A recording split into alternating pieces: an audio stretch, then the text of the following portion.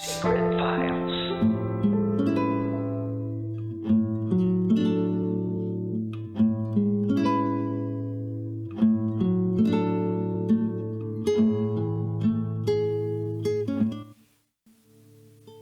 And we're back. Kasama niyo pa rin si DJ Rocky Terra. DJ Titangelo. And this is Jay's Secret File. Si Jay na paulit-ulit na umibig sa iisang tao. Pero paulit-ulit din na nabigo. Dahil hindi naman siya pinili ng taong ito hanggang sa dulo. Natutunan niya ng piliin ang sarili niya at ang pamilya niya. So, Titangelo, pakinggan na natin yung mga kabisyo nating nagbahagi ng kanilang mga thoughts, comments, suggestions at violent reactions. Ito ang sabi ni Jobert Vertudazo. Para sa ating sender, wala kami namang karapatang manghusga sa iyo. Oo, sa kwento mo, hindi talaga maganda yung umpisa. Lalong-lalo na yung ginawa mo. Pero nung bandang huli, nakabawi ka naman. Dahil pinili mo ang pinakatamang desisyon para sa pamilya mo. At yun ang piliin sila.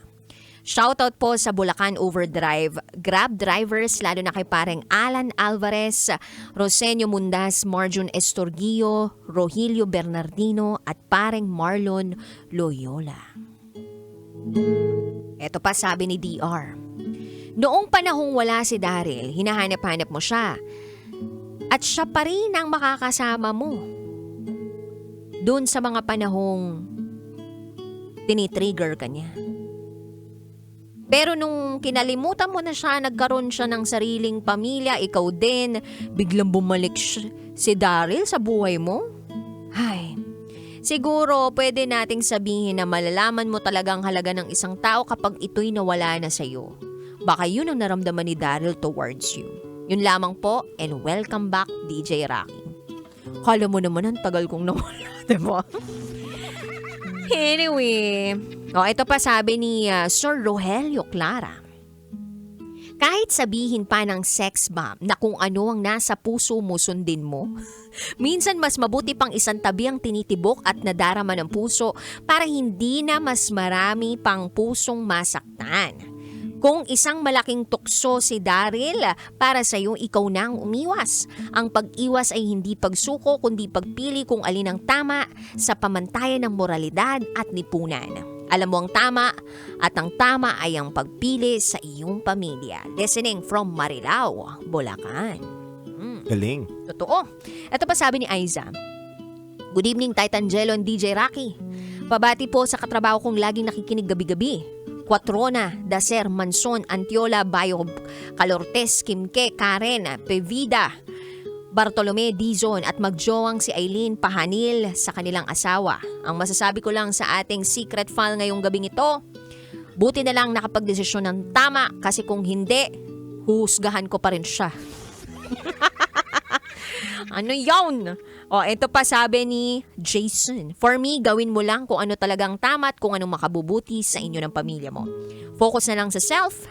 Then, pag okay na, ayusin mo ang relationship mo sa pamilya mo. Ito pa sabi ni CS. Siguro, sender ang lesson dito sa naranasan mo. Huwag nang ipilit dahil magdudugo pag pinilit. But the good thing, pinili mo na yung sarili mo at tinaya mo na si Daryl. Wala na siyang dapat pang habulin sa iyo at wala ka na dapat habulin sa kanya. Yun lamang po. From Charles. Hoy, Titangelo, ang dami pang nag-comment sa ating secret file tonight. Ikaw ba, anong masasabi mo sa ating sender ngayong gabing ito? Para sa akin, agree ako dun sa mga sinasabi ng mga kabisyo natin.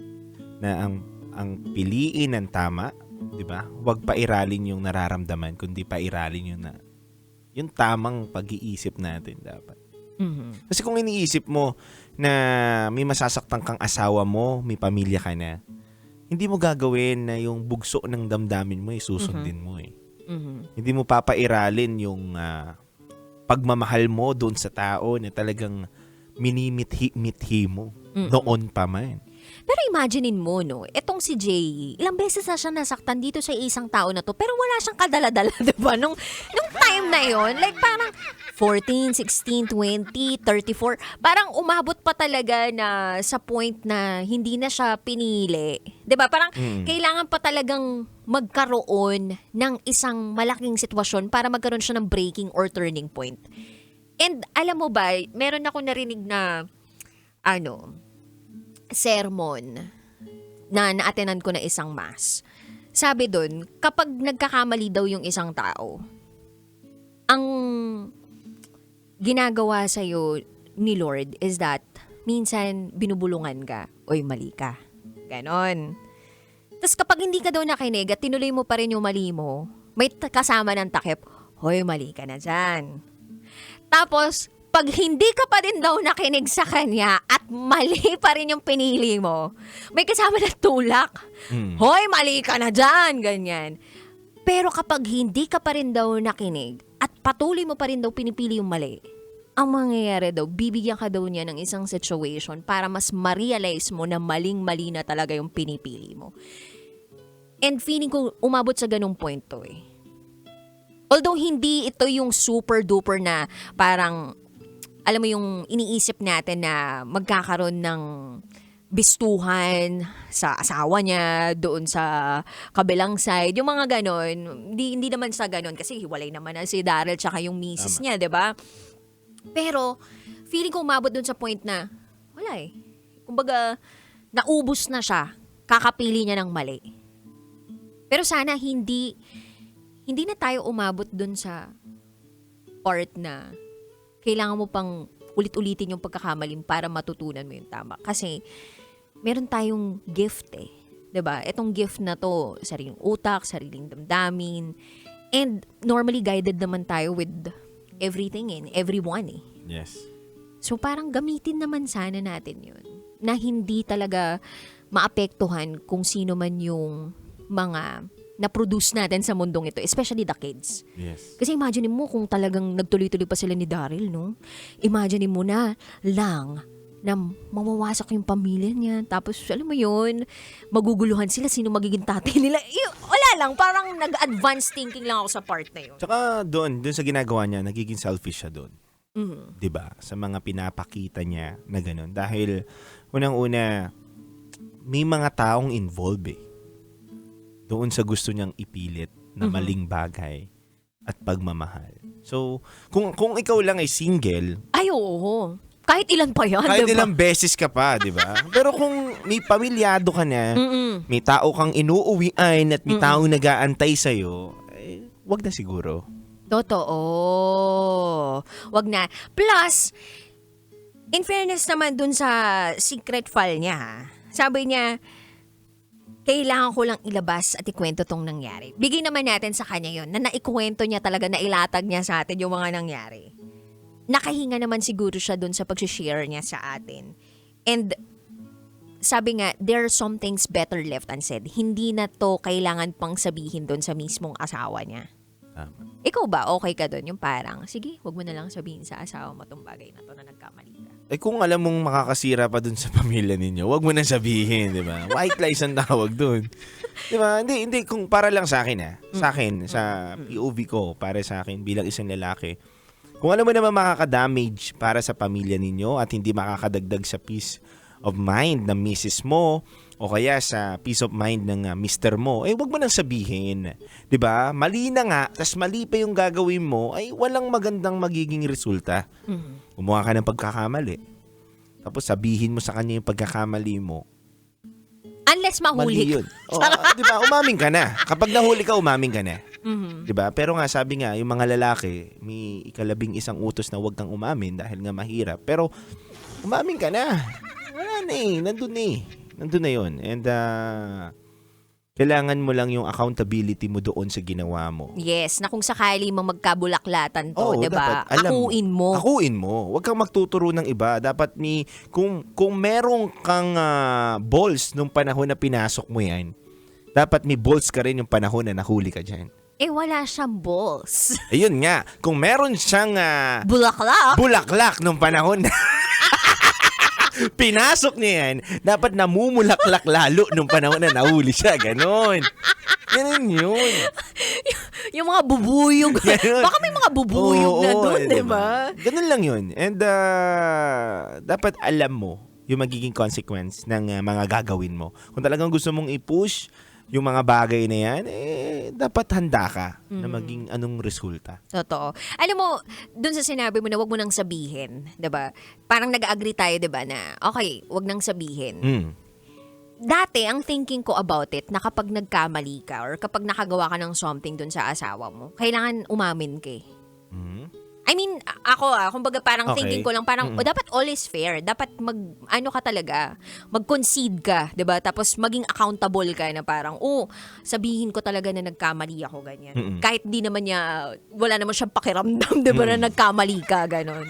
Dati inisip ko, okay yung ganon. Pero ngayon, nagbabago yung perspective ko in the sense na there are some things better left unsaid. And tama yung sabi mo kanina na kung hindi naman ito makakatulong doon sa pag-build up ng pamilya ninyo at sa pagkakaroon ng harmonious relationship doon sa pamilya ninyo, better keep it that way. Tama. And ibaon mo na lang talaga Sa limot. limot o pinakailaliman ng mundong ito yung naging sekreto mong yan. Lalong-lalo na kung natuto ka naman na. Kasi alam mo naman na dapat itapon mo na yan eh. So kung tinapon mo na yan, huwag mo nang pulutin pa. Kasi basura na yan eh. Tama. So basura yan ang pagkatao mo, matuto ka lang na itinapon mo na siya, pero wag mo nang pupulutin pa. So yun si Daryl sa buhay mo. Isa siyang basura na dapat itapon na. Diba? Na hindi na dapat pulutin pa. Pag ginagamit-gamit lang kayo ng paulit-ulit, pinafall lang kayo, na parang binabalikan lang kayo ng paulit-ulit ng isang lalaki. Tapos, pag convenient lang para sa kanya, Tama. na i-chat ka, i-text ka, biruin mo, di ba sabi, meet tayo sa Makati. Hello, sino matinong lalaki na magsasabi sa'yo na meet tayo sa Makati? Nasaan ka? Yun ang tamang tanong, di ba? Nasaan ka ba? Pwede ka bang puntahan?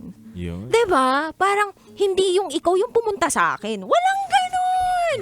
Dapat Totoo yun. ako lalaki. Pupuntahan Pupunta ako. kita. Oo, ganun ako lagi. Pumupunta ako lagi. Talaga? Saan mo pinupuntahan? Sa Makati, ganun.